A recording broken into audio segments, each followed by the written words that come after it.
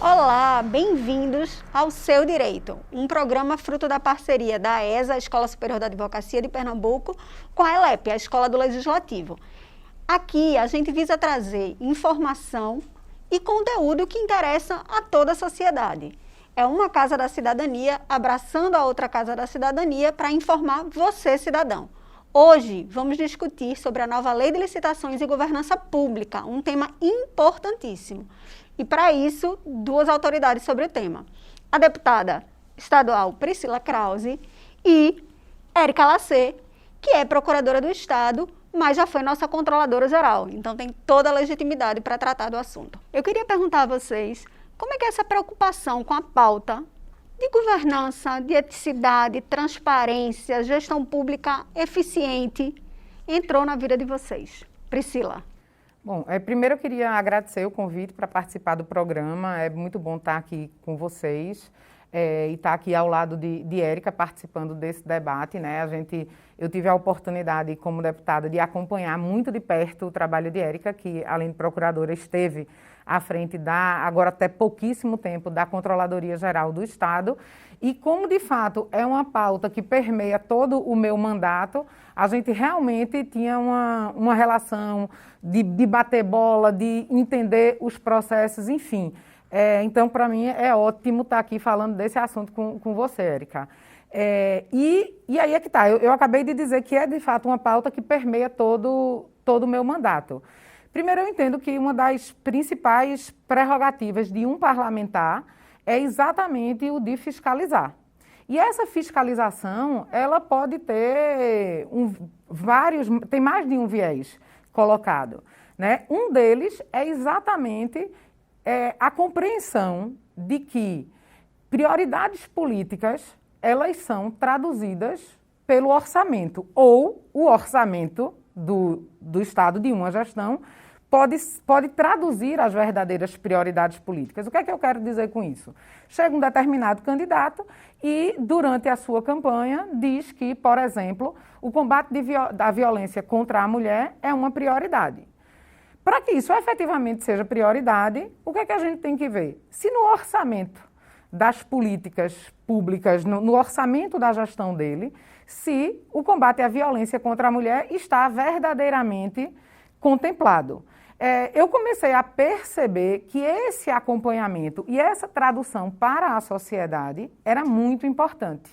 Então, por isso, a gente se dedica tanto a acompanhar a execução financeira, orçamentária do Estado, de tentar traduzir essa informação para a população, dando transparência, porque o parlamento tem essa obrigação de fiscalizar. A sociedade, a gente precisa construir essa consciência, construir essa cidadania e que ela entenda que é um fator de controle externo muito importante. E essas informações precisam estar claras para qualquer pessoa, né?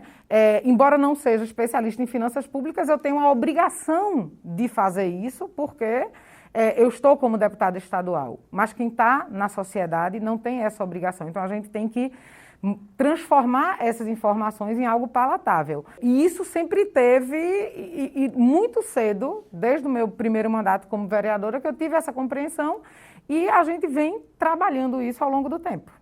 Não adianta achar que está cumprindo o dever de publicidade que pauta a atuação da administração pública, dando publicidade de uma maneira que não comunica claramente, que não é transparente. Essa é uma das preocupações que marcaram a sua atuação na Controladoria Geral do Estado, Érica. Fala um pouquinho. Isso. Gostaria também de agradecer o convite, estar aqui com você, com Priscila. É um prazer, como ela disse, a gente acho que quase 2 anos e meio, foi um bate-bola constante, né? Ela sempre, quando não encontrava os dados necessários, ela ia atrás buscar porque não está disponível. E com isso, eu acho que Pernambuco alcançou um grau de transparência de excelência, né? A Controladoria é responsável pelo monitoramento dos portais, do Portal da Transparência do Estado. Cada unidade é responsável de disponibilizar aquela informação e a gente coordena, a Controladoria coordena. importantíssimo instrumento de cidadania o portal de transparência. Como você falou, não basta apenas você disponibilizar o dado, você tem que tornar aquele dado inteligível, né? Não é fácil para um cidadão comum entender um orçamento público. A gente mesmo que é da área jurídica tem dificuldade, né? Então imagine um cidadão. E todo o controle social de uma gestão é feito através desse orçamento, né? Então é de extrema importância a gente repassar essas informações, ter uma ouvidoria atuante, né? Acho que é outro canal que durante essa pandemia se destacou, porque o cidadão começou a acreditar na ouvidoria, que realmente traz resultado. É porque não tem essa cultura, né? Não tem, eu acho que a sociedade precisa amadurecer muito o grau de cidadania, de participação social, de ir atrás do portal, de questionar, lei de acesso à informação, a quantidade de dados que a pessoa pode obter do poder público através da lei de acesso à informação, imensa. Imensa. E o canal de comunicação da ouvidoria é riquíssimo. Então, acho que com a pandemia, a ouvidoria se destacou bastante aqui no estado, né? Teve um papel aí nos momentos de lockdown de restrições mais severas, e com isso aproximou a sociedade da atuação da controladoria, que eu acho que poucas pessoas entendem qual é o real trabalho da controladoria, que não é de controle externo. O controle externo a gente tem Tribunal de Contas, a gente tem Ministério Público, né, outros órgãos de controle. Mas o controle interno, ele é um braço direito da gestão pública em relação à melhoria de gasto público, em relação à ouvidoria, em relação à transparência, dados abertos. Então, é de extrema importância para o gestor, né? Ele, além de fornecer informação para o cidadão, ele dá segurança ao gestor, porque ele está prestando contas do mandato dele. Ô, Érica, e também tem uma coisa importante na controladoria, que é o trabalho de prevenção. Isso. Né, de você evitar, que é a melhor coisa do mundo. A gente não quer que dê errado e lá na frente haja uma punição. A gente quer que não dê errado. Então, a gente precisa identificar esses ralos ou identificar os empecilhos antes. E aí, a controladoria interna tem um papel muito importante, que é diferente da procuradoria.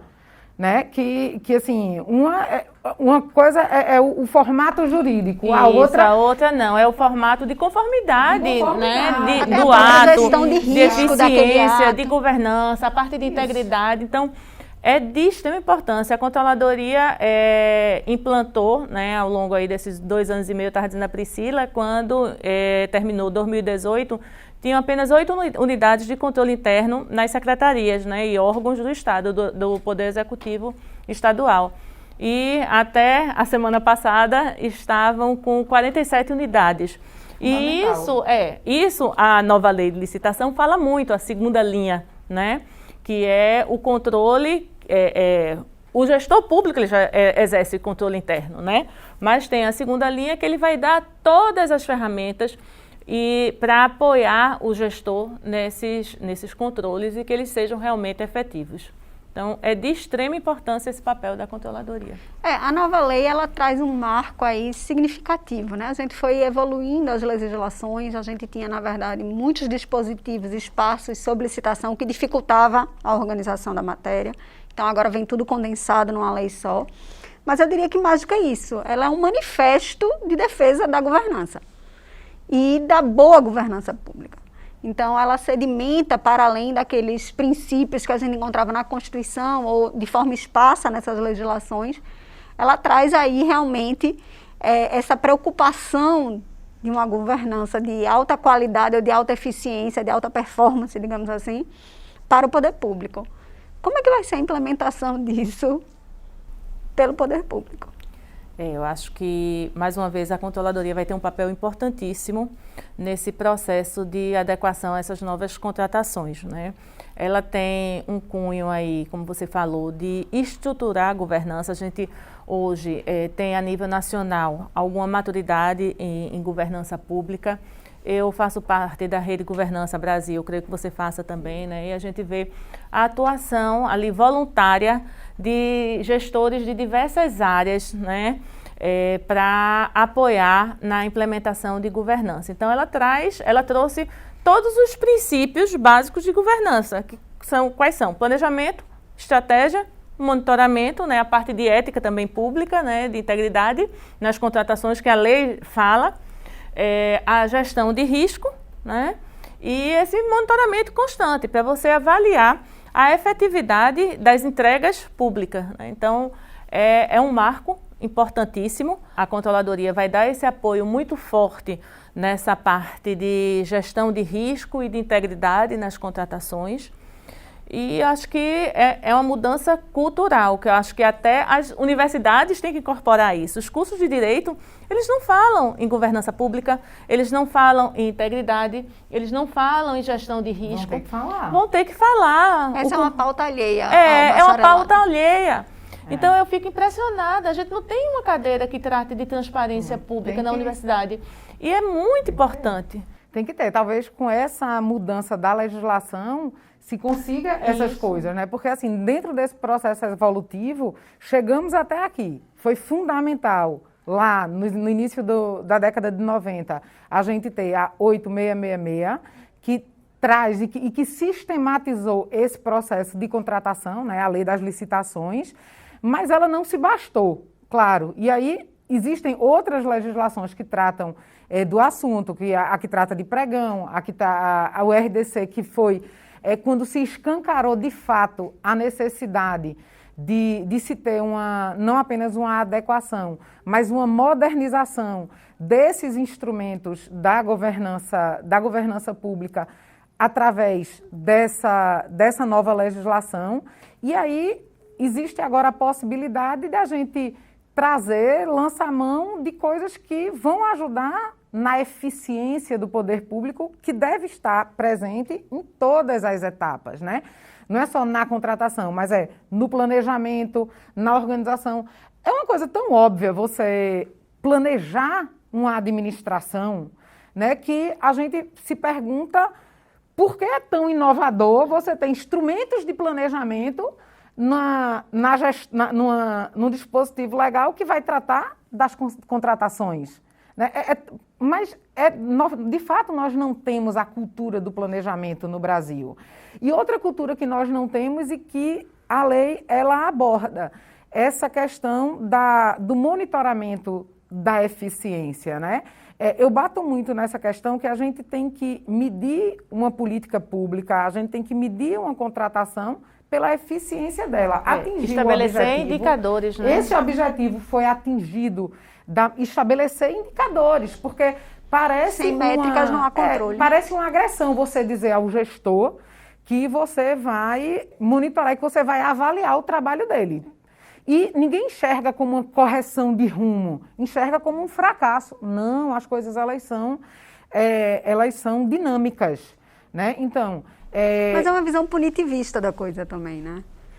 Isso, mas precisa-se ter essa cultura. Então, quando você tem, por exemplo, a questão do governo digital, né?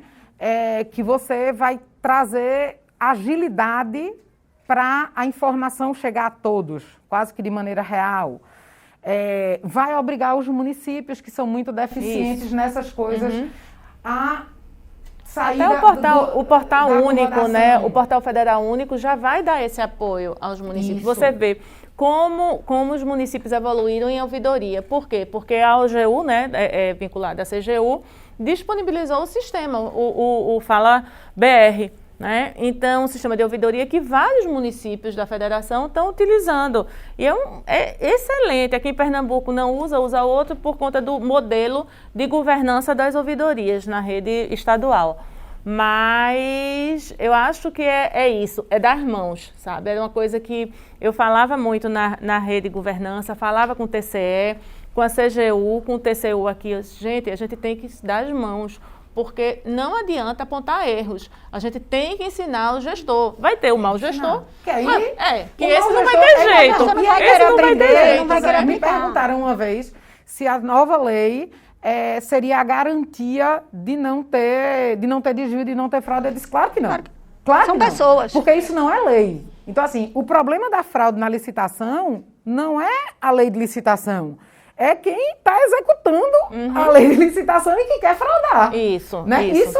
Então, são coisas diferentes. Mas se você tem um dispositivo legal competente, moderno, né, que tem uma outra questão que ele traz que é fundamental, que é o reconhecimento da iniciativa privada, da sociedade como um elemento nesse planejamento. Isso. Então, quando você trata os prováveis licitantes como parte da solução. Exatamente. Fundamental. A administração não conhece de todos os temas que serão licitados. Muitas vezes não tem expertise. Você vai contratar uma obra, uma barragem. Você não tem engenheiros especialistas em barragem, poucos, né? Você tem pouquíssimo. Então, traz a iniciativa privada para ver quais serão os melhores projetos, qual a melhor tecnologia de você utilizar naquela obra para ter essa integração e uma integração saudável, transparente, que não republicana.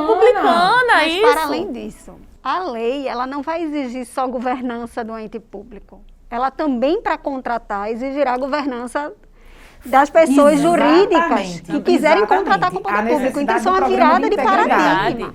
E assim, aí uma coisa só, Pernambuco está um passo à frente disso, tá? Porque por conta da legislação que a gente tem, eu participei inclusive da primeira como relatora, a gente fez lá na Assembleia uma comissão para fazer, né, chama Lei Anticorrupção, mas assim, não é exatamente isso, mas é também.